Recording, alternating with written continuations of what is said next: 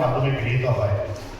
এখানে অনেক সময় প্রশ্ন ওঠে বিভিন্ন ক্ষেত্রে যে অনুদানটা কোথা থেকে আসে, এই জন্য আমি এটা বললাম। এখানে কোনো সরকারি বা অন্য প্রতিষ্ঠান থেকে আমরা অনুদান পাই না বা পাওয়ার আমরা যোগ্যও নই। সম্পূর্ণরূপে আমরা এই বিদ্যালয় থেকে যারা বিভিন্ন সময়ে পড়াশোনা করে গেছেন এবং আজ বিভিন্ন জায়গায় প্রতিষ্ঠিত হয়েছেন, ওনাদের স্বেচ্ছা অনুদানের মাধ্যমেই আমাদের এই অ্যাসোসিয়েশন পরিচালিত হয়। এই আমাদের অ্যালামনি অ্যাসোসিয়েশনের কিছু উদ্দেশ্য ছিল যে বিদ্যালয়ের এই প্রাচীনতম বিদ্যালয় এই পানিসাগর, বর্তমান যে পানিসাগর মহকুমা এবং তৎকালীন ধর্মনগর মহকুমার প্রাচীনতার দিক দিয়ে এই পানিসাগর এলাকার মধ্যে একমাত্র উচ্চতর মাধ্যমিক বিদ্যালয় ছিল কোনো এক সময়। তো সেই ঐতিহ্যমণ্ডিত বিদ্যা মন্দিরের সুনাম অক্ষুণ্ণ রাখতে আমরা বিদ্যালয় কর্তৃপক্ষকে সাহায্য সহযোগিতা করব।